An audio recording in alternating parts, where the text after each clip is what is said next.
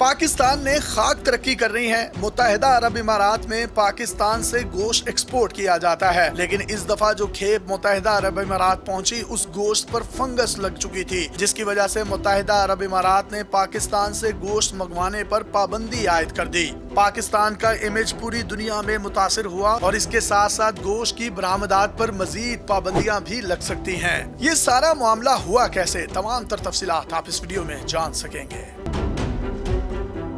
پاکستان میں بیف کی سالانہ پیداوار تقریباً 49 لاکھ ٹن ہے۔ اس میں سے صرف 96,000 ٹن کے قریب گوشت ہی ایکسپورٹ کیا جاتا ہے۔ یہ پاکستان کی ٹوٹل پیداوار کا صرف 2% بنتا ہے۔ پاکستان کا گوشت سب سے زیادہ خلیجی ملکوں چین، مصر اور انڈونیشیا کو بھیجا جاتا ہے۔ گوشت کو بیرون ملک بھیجنے کے 2 طریقے ہیں، یا تو اسے سمندر کے راستے بحری جہازوں میں ایکسپورٹ کیا جاتا ہے یا ہوائی جہازوں کے ذریعے بھیج دیا جاتا ہے۔ متحدہ عرب امارات کو پاکستان کی طرف سے سالانہ $144 ملین کا گوشت فروخت کیا جاتا ہے۔ پاکستان سے امارات جانے والا گوشت اکثر کراچی کے راستے پہنچایا جاتا ہے۔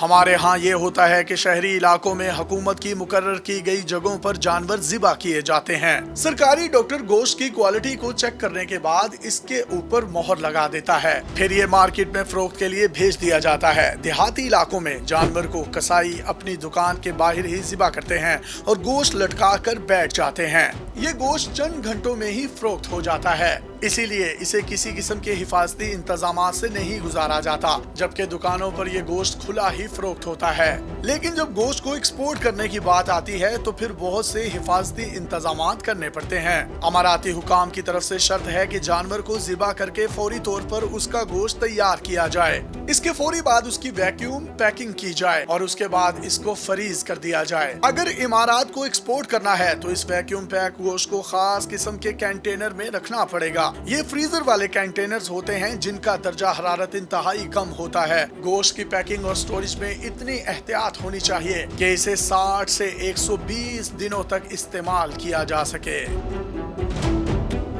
ہوا یوں کہ کراچی کی ایک کمپنی نے اس پیک شدہ گوشت کو جس کو امارات میں ایکسپورٹ کرنا تھا، اس کی ویکیوم پیکنگ کا خیال نہیں رکھا۔ کمپنی نے گوشت کو کپڑے میں لپیٹا اور امارات بھیج دیا۔ یہ کئی دن تک راستہ طے کر کے متحدہ عرب امارات پہنچا۔ جب کنٹینر کھولا گیا تو اس میں موجود گوشت پر فنگس لگی ہوئی تھی۔ اماراتی حکام نے کوئی رسک نہیں لیا اور پوری کھیپ کو فوری طور پر تلف کر دیا۔ اس کے ساتھ ہی متحدہ عرب امارات نے پاکستان سے گوشت کی درآمد پر مکمل طور پر پابندی عائد کر دی۔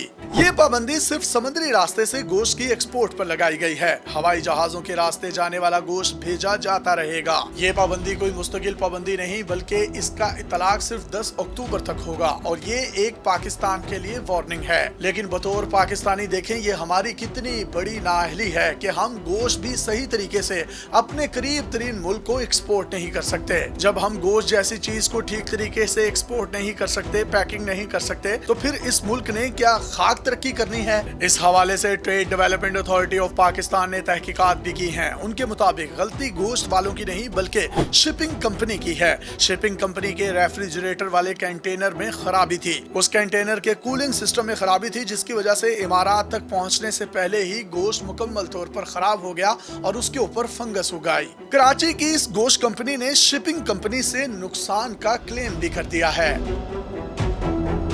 لیکن سوال یہاں یہ پیدا ہوتا ہے کہ غلطی جس کی بھی ہو، امیج تو پاکستان کا خراب ہوا۔ درآمدات، برآمدات یا زر مبادلہ تو پاکستان کا ڈسٹرب ہوگا۔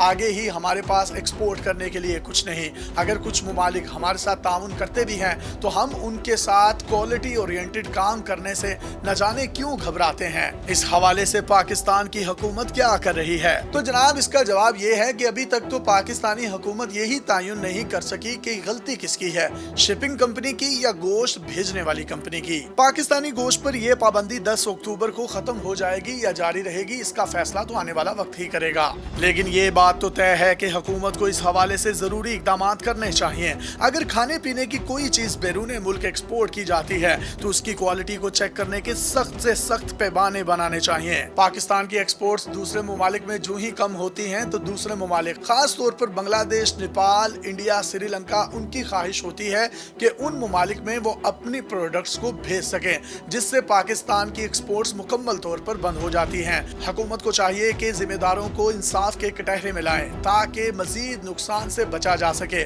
और जिन लोगों की वजह से पाकिस्तान की साख बैरून मुमालिक में मुतासिर हो रही है उनको जेल की सलाखों में डाला जाए। अपने मेज़बान यासिर शामी को पाकिस्तान के सबसे बड़े digital media network daily Pakistan से इजाज़त दीजिए और देखते रहिए डेली पाकिस्तान। अल्लाह हाफ़िज़।